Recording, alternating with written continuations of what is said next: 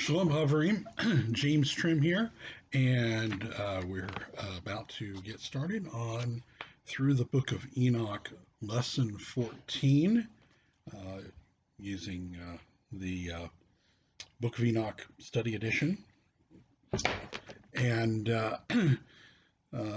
last week, or not last week, because there was a bit of a delay because of my travels.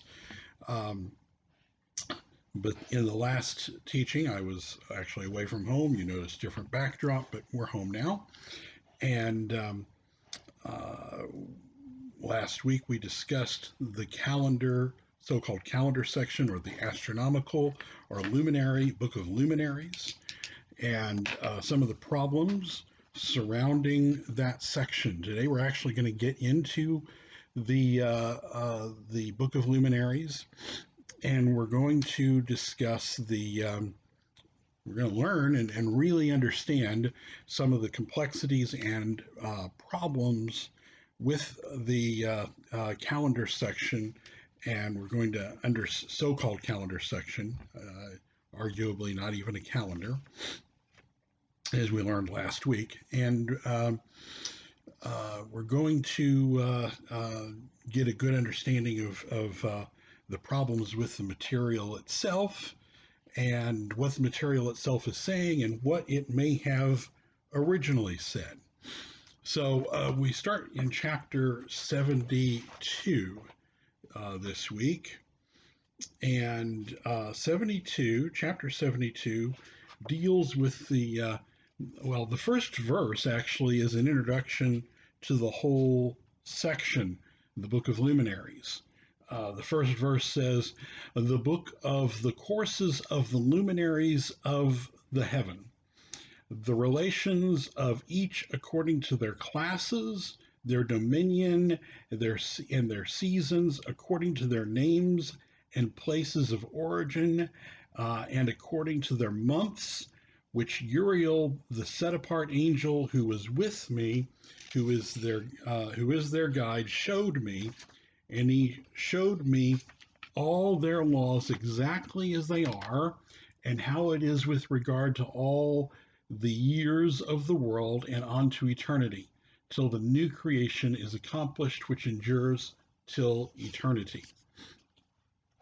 And then starting really with verse 2, chapter 72 discusses the movements, the laws of the motions, if you will, of the sun.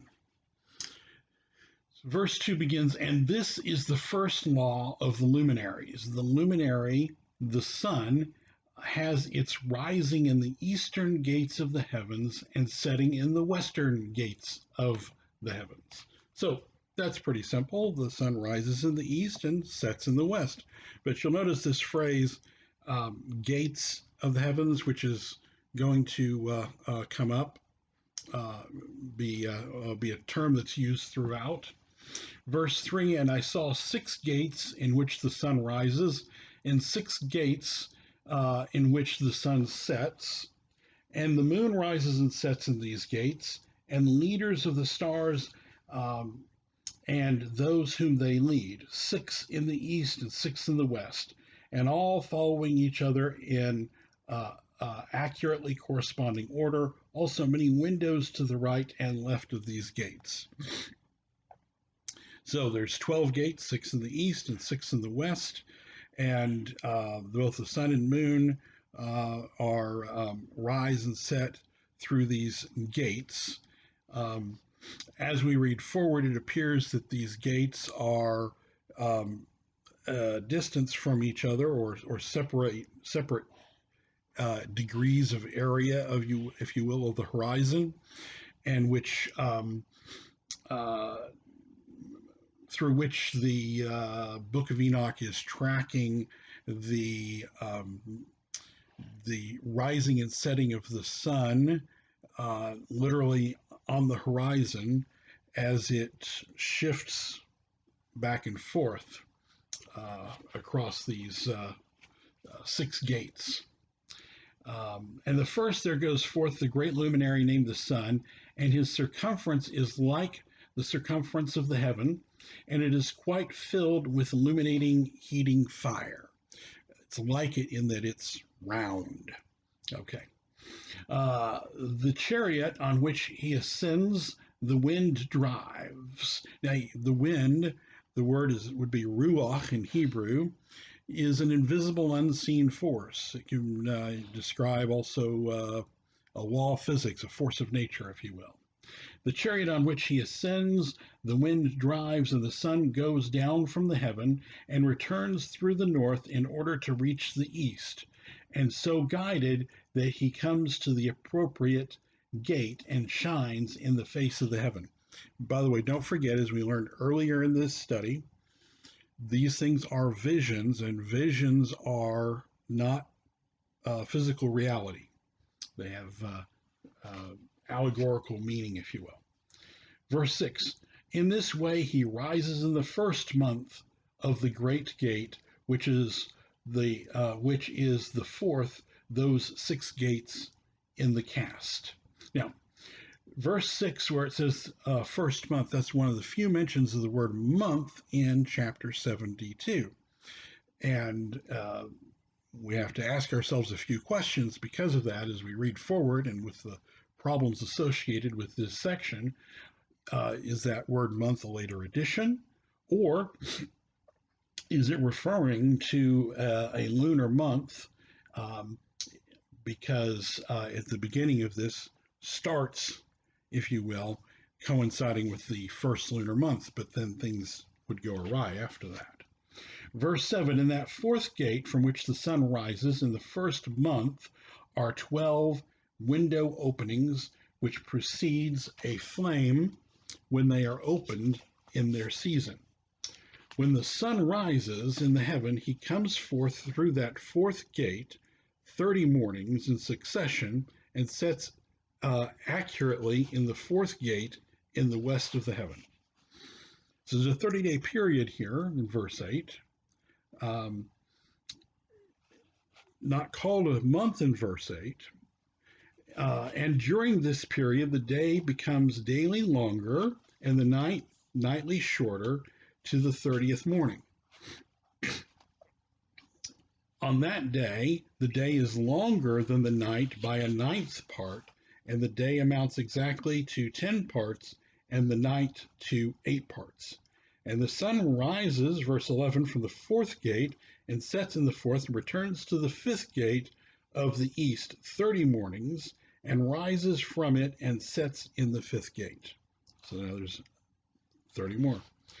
And then the day becomes longer by 2 parts and amounts to 11 parts, and the night becomes shorter and amounts to 7 parts. And it returns to the east, verse 13, and enters into the sixth gate, and rises and sets in the sixth gate 1:30 mornings on account of its sign. So now we have 31 days. Now, if you look at, we'll pause here for a second. If you look at let's not look at the handout yet. So we had 2 30-day periods and now a 31-day period, or a 30 plus 1, if you will. Verse 14, on that day the day becomes longer than the night, and the day becomes double the night, and the day becomes 12 parts, and the night is shortened and becomes 6 parts. Verse 15, and the sun mounts up to make the day shorter and the night longer, and the sun returns to the east and enters into the sixth gate and rises from it and sets 30 mornings. I guess we're seeing a pattern here. Verse 16, and when 30 mornings are accomplished, the day decreases by exactly 1 part and becomes 11 parts, and the night 7. And the sun goes from that sixth gate in the west and goes on the east and rises in the fifth gate for 30 mornings and sets on the west again in the fifth western gate. Verse 18, on that day, the day decreases by 2 parts and amounts to 10 parts, and the night to 8 parts. And the sun goes forth from that fifth gate and sets in the fifth gate of the west and rises in the fourth gate for 1:30 mornings on account of its sign and sets in the west. Now notice the word month has not been used again here. And nowhere are these 30-day periods referred to as months. Verse 20. On that day, the day is equalized with the night and becomes of equal length, and the night amounts to 9 parts, and the day to 9 parts. The sun rises from that gate and sets on the west, and returns to the east, and rises 30 mornings in the third gate, and sets the west in the west in the third gate. And on that day, the night becomes longer than the day, and the night becomes longer than night, um, uh, and day shorter than day until the 30th morning, and the night amounts exactly to 10 parts, and the day to 8 parts. Verse 23. And the sun rises from the third gate and sets in the third gate in the west, and returns to the east for 30 mornings, rises in the second gate in the east, and in like manner sets in the second gate in the west of the heaven. And on that day the night amounts to 11 parts, and the day to 7 parts. And the sun rises on that day from the second gate and sets in the west in the second gate, and returns to the east into the first gate for 1 and 30 mornings, and sets in the first gate in the west of heaven. And on that day the night becomes longer and amounts to double the day, and the night amounts exactly to 12 parts, and the day to 6. So as we're going along here, we have a pattern of 30 days, and then 31 days, or 1 and 30 days. And that makes 91 days, and each 91-day period ends a season, so we're marking the equinoxes and solstices. Verse 27, has therewith traversed the divisions of his orbit, and turns again on those divisions of his orbit, and enters that gate 30 mornings, and sets in the west opposite to it. And on that night has the night decreased in length by a 9th part, and on the night has become 11 parts, and the day 7 parts. And the sun has returned and entered into the second gate in the east, and returns on those divisions of his orbit for 30 mornings, rising and setting. Verse 30. And on that day the night decreases in length, and the night amounts to 10 parts, and the day to 8. And on that day the sun rises from that gate and sets in the west, and returns to the east, and rises to the third gate for 1 and 30 mornings, and sets in the west of heaven. On that day the night decreases and amounts to 9 parts, and the day to 9 parts, and the night is equal to the day, and the year is exactly as to its and the year is exactly to its days 364. Let's pause there for a moment. So all this adds up to this pattern of 30 days, and then 31 days, making a 91-day season. And there's 4 91-day seasons transitioning at the solstices and equinoxes, such that we have laid out here a 364-day calendar. And the text here is telling us that the year is exactly as to its days, 364. Isn't that nice? Now here's the problem, of course. After I read all that, I have to wet my whistler.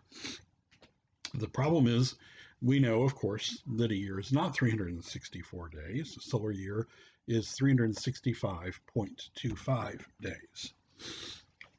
So we already have a bit of a problem here, but let's overlook that for the time being. And the length of the day, and of the night, and of the shortness of the day, and of the night, arise through the course of the sun.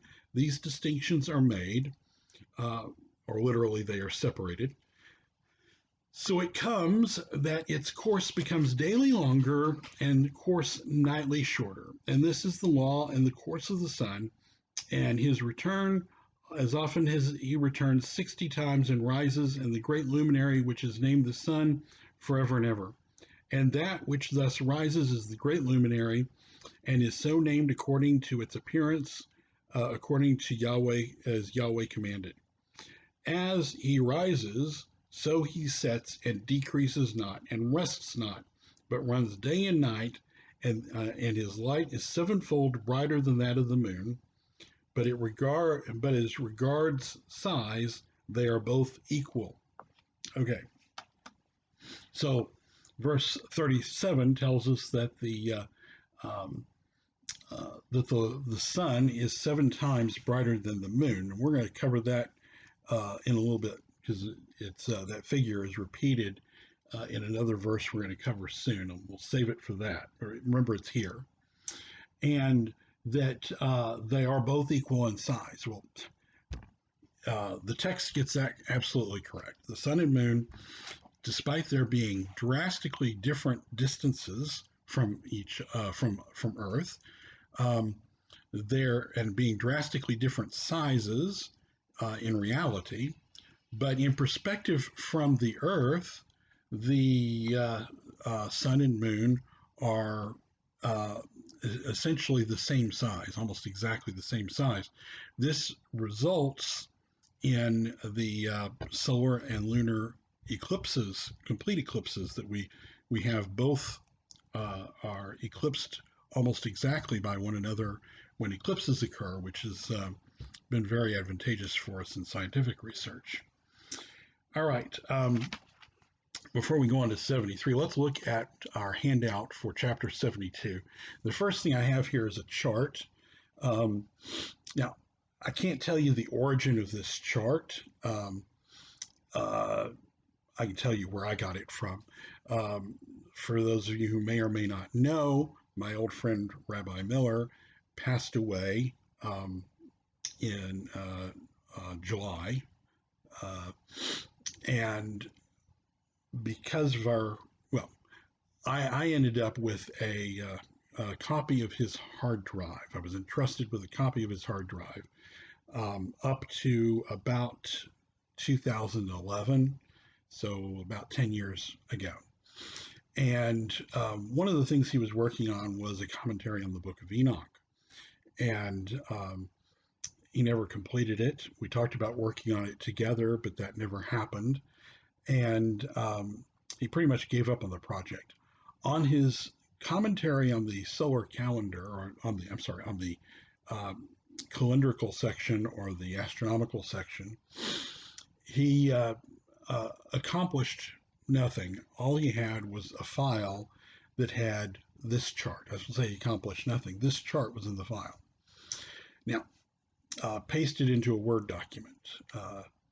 So I don't know if he got this chart from somewhere or if he created it, but it's a very helpful little chart to understand the chapter 72 uh, calendar, if you will, what chapter 72 is saying. Now, this chart shows a 364-day year, but notice for each of the months it says 30 days. But there's a little sliver here at each solstice or equinox that's an extra day. So the way he's done it, or the way this chart lays it out, they're all 30-day months, and that's probably based on information in chapter 73. But we're going to find out as we study this that the information in the book of Enoch in the calendar section constantly conflicts and contradicts and doesn't fit together. So, but whoever put this chart together probably was going by 3 30-day months based on probably on that.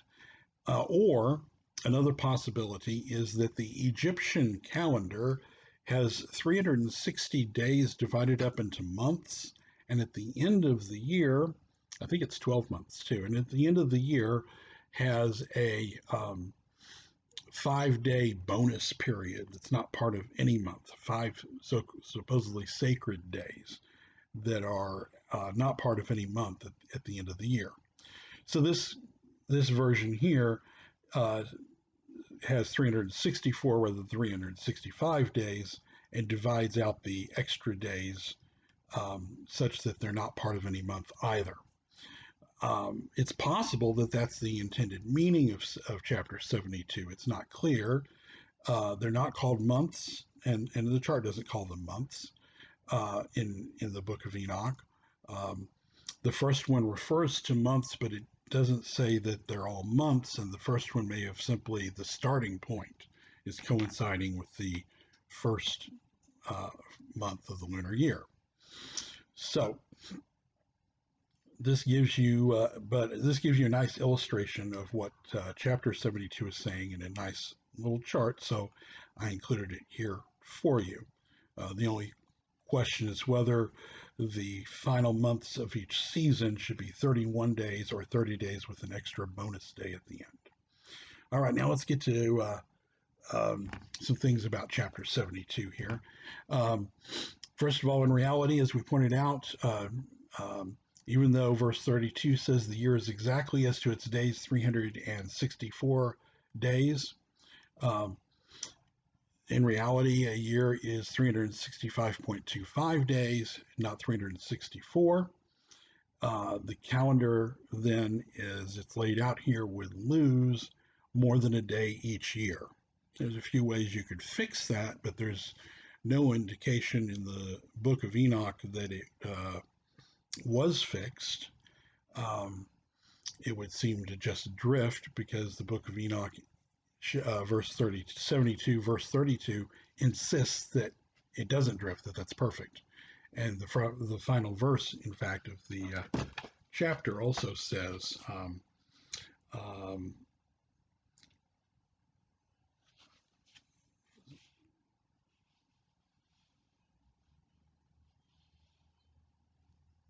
maybe I missed that. I thought that it said something about it not losing any days or nights, but maybe I'm wrong there. But at any rate, it definitely says here in verse 32 that that it doesn't need fixing. It could be fixed, however, by adding a leap day every 5 years. That would work perfectly, at least as accurate as our calendar, um, uh, which is very accurate. I mean, yeah, astronomically, we sometimes add a few seconds at the end of the year, but or by adding a 30-day leap month every 150 years. But there's no indication that's just a band-aid. That's a fix that would make it work. It will at least make this aspect of it work, but it won't fix the whole calendar as we move forward, and as we will find out. I also want to point out a very interesting similarity with a book in Judaism called the Sefer Raziel. The Sefer Raziel is a book that was supposedly revealed or given to Adam when he left the Garden of Eden by the angel Raziel, or the mystery of El. Raz means mystery. And it says in the Sefer Raziel, in the first season, the sun is in Aries, Taurus, and Gemini for 91 days. That reminds me, going back to our previous handout, these 30-day periods, they're not called months.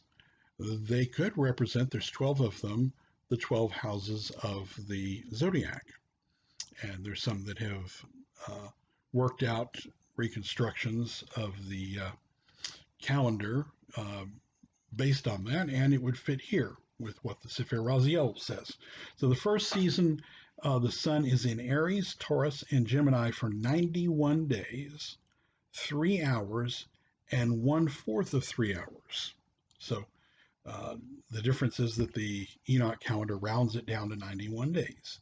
In the second season, the sun is in Cancer, Leo, and Virgo for 91 days, 3 hours, and 1/4 of 3 hours. In the third season, the sun is in Libra, Scorpio, and Sagittarius for 91 days, 3 hours, and 1/4 of 3 hours. In the fourth season, the sun is in Capricorn, Aquarius, and Pisces for 91 days, 3 hours, and 1/4 of 3 hours. So it's very similar here. It kind of reminds us of what Enoch has. Interestingly, the Zohar closely associates the book of Enoch with the book of Raziel. On page 37b, the Zohar says, God did indeed send down a book to Adam. Tradition further tells us that Enoch also had a book, which came from the same place as the book of the generations of Adam. This is the resource known as the book of Enoch. Um, and then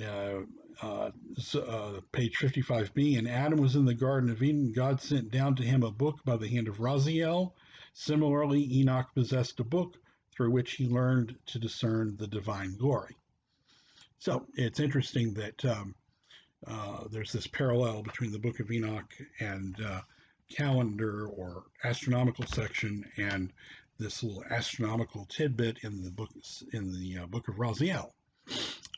Because the two books are associated with each other in the Zohar. All right. First Enoch, chapter 73. So let's move on to chapter 73. And this is just 8 verses here. And after this law saw another law dealing with the smaller luminary, which is named the moon. And in her circumference is like the circumference of the heavens, and her chariot in which she rides is driven by the wind, and light is given to her in definite measure. And her rising and setting change every month, and her days are like the days of the sun. Remember that phrase because it's completely wrong. And when her light is uniform, it amounts to the 7th part of the light of the sun. Remember that. We read that at the end of 72.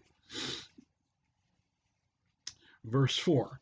And thus she rises, and her first phase in the east comes forth on the 30th morning, and on the day that day she becomes visible and constitutes for you the first phase of the moon on the 30th day, together with the sun in the gate where the sun rises. So a 30-day month, a 30-day lunar month. And the 1/2 of her goes forth by a 7th part, and her whole circumference is empty, without light, with the exception of 1/7 part of it, and the 14th part of her light. And when she receives 1/7 part of the half of her light amounts to 1/7 part and the half thereof. And she sets with the sun, and when the sun rises, the moon rises with him, and receives half of 1 part of light. And in that night, in the morning of her morning, in the commencement of the lunar day, the sun sets with the sun, and is invisible that night with the 14 parts and half of 1 of them. And she rises that day with exactly a 7th part, and comes forth and recedes from the rising of the sun, and in her remaining days she becomes bright in the remaining 13 parts. So the only reference we have here to the lunar month here so far is 30 days in verse 4. And that's going to become important because, well, that is important because if you have that seems to coincide with chapter 72, except for one problem. That is that in chapter 72, there's an additional day in each of the 4 seasons that we don't have in chapter 73, if you will. And in chapter 73, then we would have a 360-day lunar year. That's wrong too. And it will self-contradict because later the book of Enoch will be talking in terms of, well, let's look at handout for First Enoch 73. So in reality, a 12-month lunar year, we call it a year because it's the closest you can get to a solar year with lunar months and without going over. And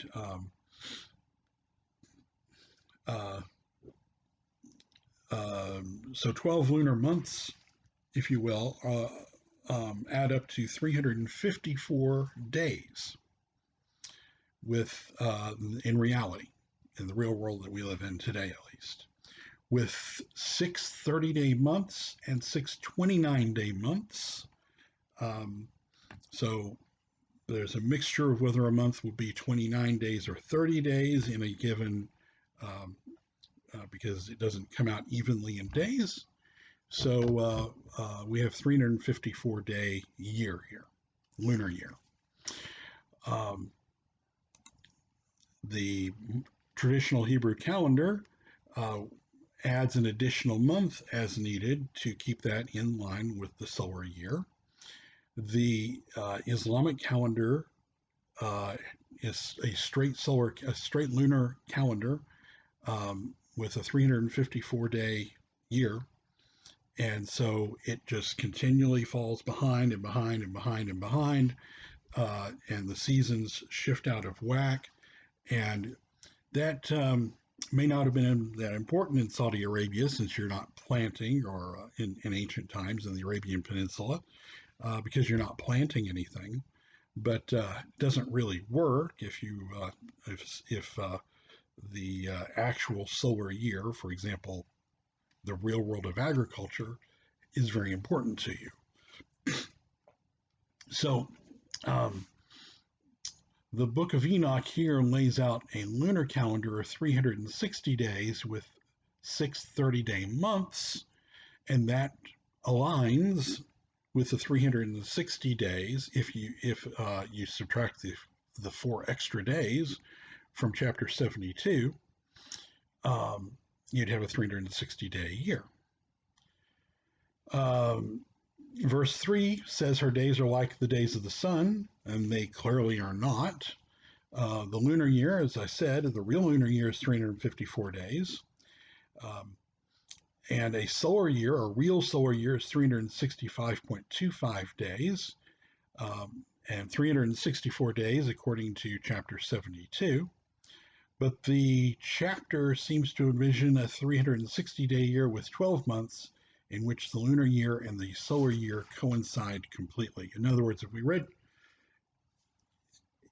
it looks like maybe there are two hands on this document, if you will, two different things going on.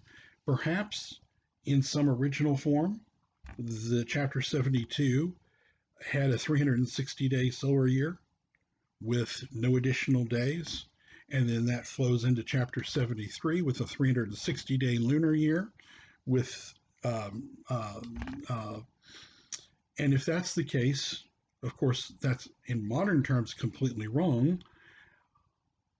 But perhaps this is, as we discussed in the last study, not telling us how the movements of the luminaries are today, or even 1,000, 2,000 years ago, but rather before the fall of the fallen angels in Genesis chapter 6, which the uh, caused the heavens to go out of whack and stop moving the way they were supposed to, so that this maybe uh, originally was recording the intended motion of the heavens.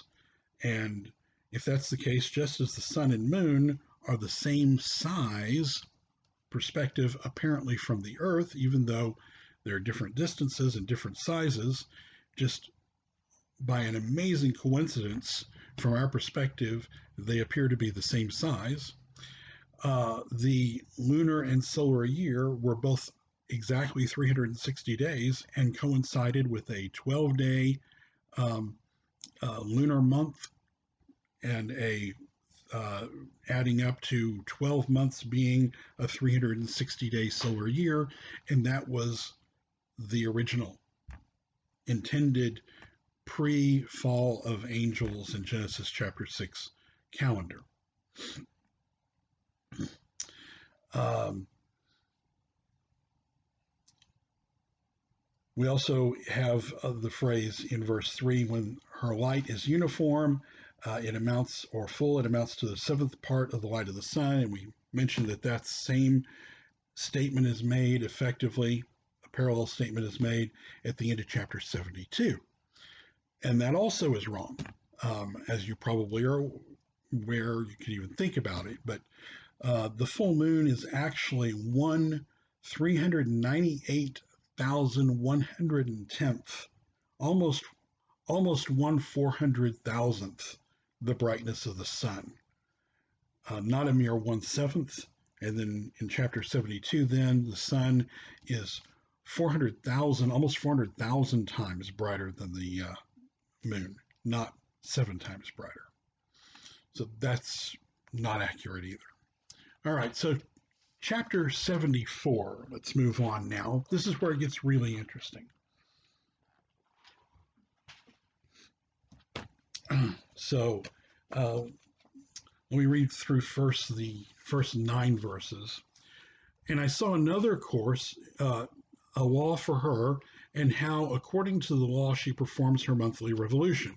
And all these Uriel, the set apart angel, who is the leader of them all, showed me and their positions, and I wrote down their positions as he showed them to me, and I wrote down their months as they were, and the appearance of their lights, till 15 days were accomplished.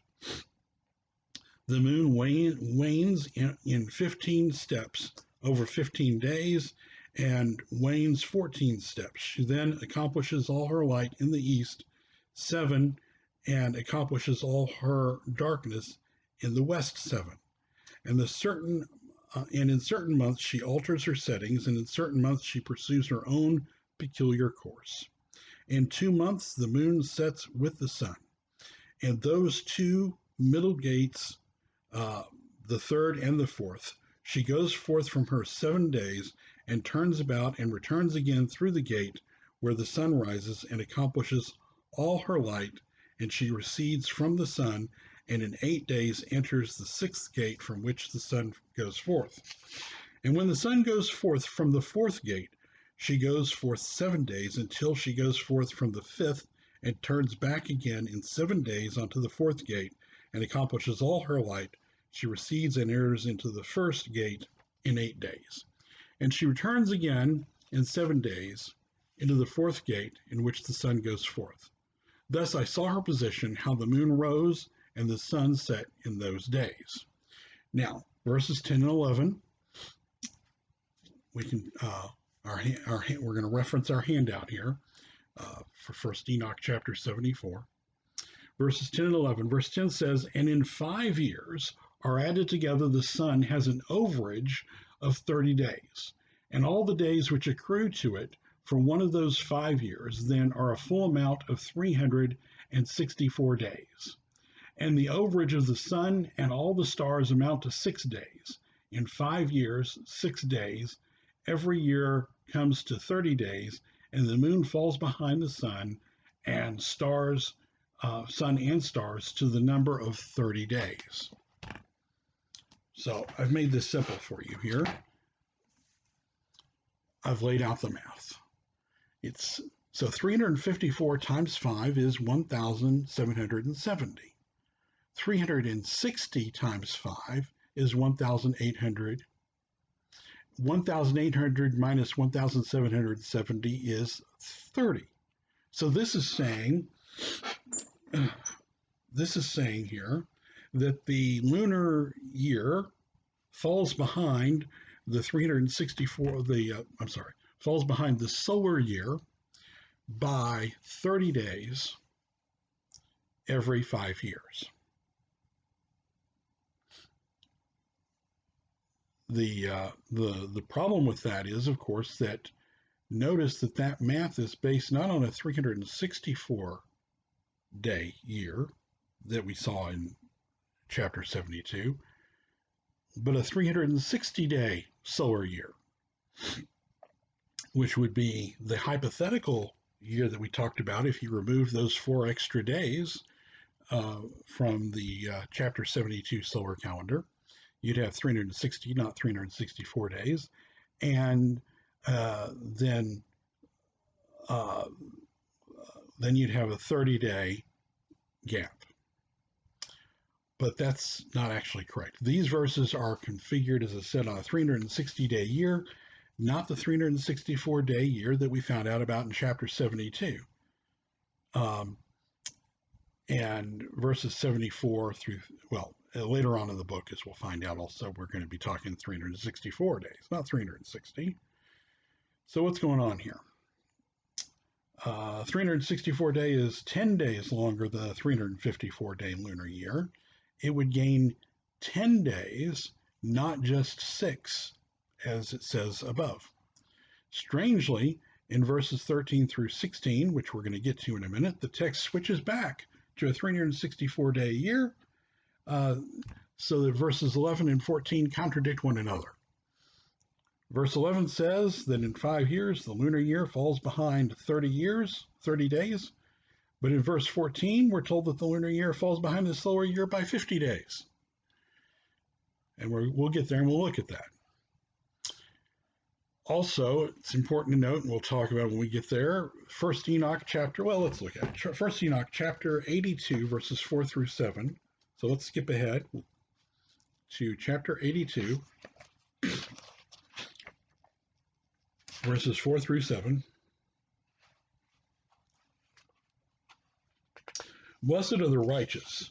Blessed are those who walk in the way of righteousness, and not in the sinners, in the reckoning of all their days in which the sun traverses the heaven, entering into and departing from the gates for 30 days, and with the heads of thousands of the order of the stars, together with the four which are intercalated, which divide the 4 portions of the year, that's the 4 extra days, which lead them and enter with them 4 days. Owing to them, men shall be at fault, and not reckon them in the whole reckoning of the year. Yea, men shall be at fault, and shall not recognize them accurately. In other words, it's criticizing those who mistakenly have a 360-day solar year instead of a 364-day solar year. And that statement of criticism may be part of insertions, scribal insertions along the way, perhaps, who knows. But there's certainly this conflict going on in the book of Enoch between a 360-day solar year and a 364-day solar year, and the text can't seem to make up its mind.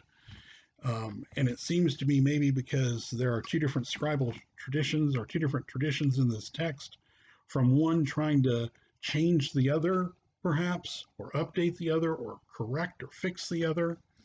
Who knows? Verse 12, back to chapter 74, verse 12. Remember, it says, they do not advance or delay their position a single day unto eternity, but complete the year with perfect justice in 364 days. So verse 12 now goes back to 364 days and says, man, everything's perfect with a 364-day year.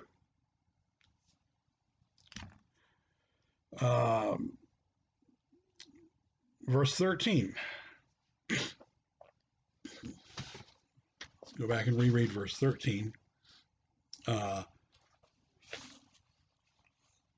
In 3 years, there are 1,092 days, and in 5 years, 1,820 days, so that in 8 years, there are 2,912 days.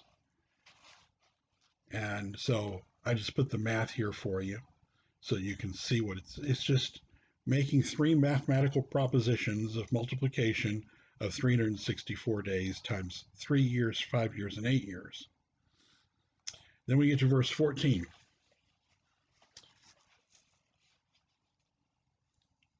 The moon, for the moon alone, the days amount in 3 years to 1,030 days, so that it falls behind by 62 days in 3 years. So this verse is basically saying that 354 times 3 is 1,062, and that in 5 years, a 354-day lunar year falls 50 days behind a 364-day year, or 10 days each year, because 354 times 5 equals 1,770. 364 times 5 equals 1,820. And so 1,820 minus 1,770 is 50 days. All right.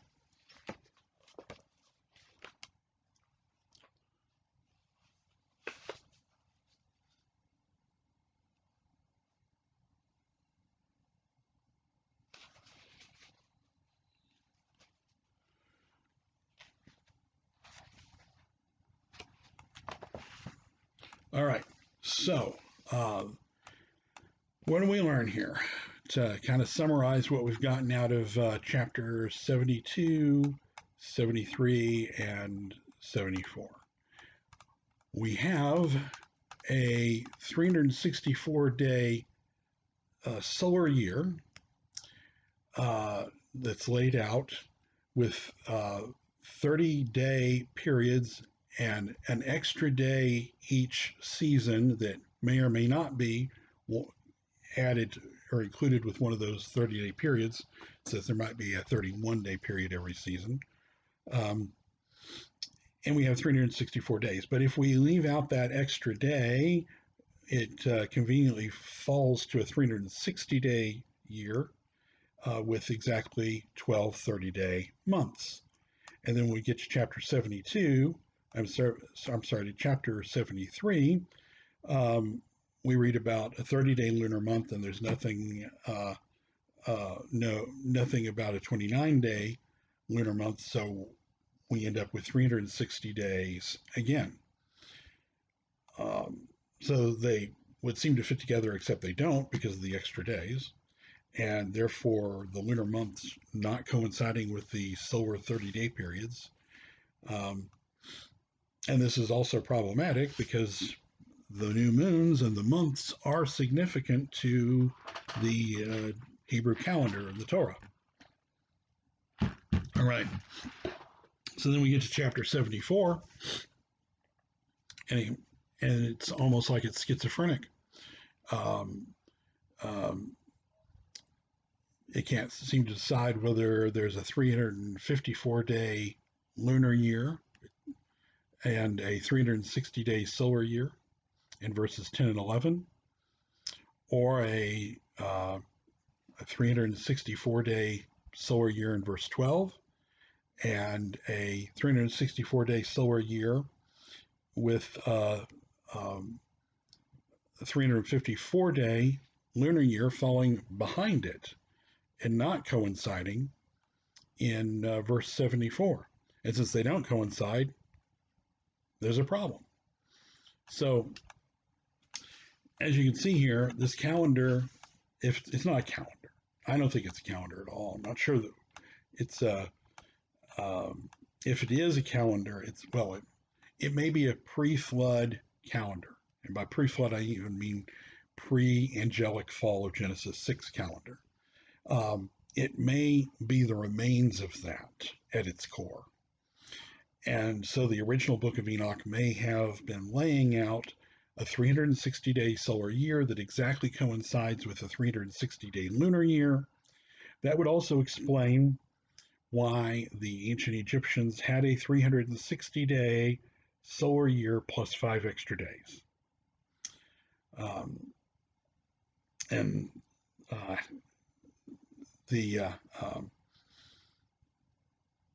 so we have perhaps a pre-fallen angel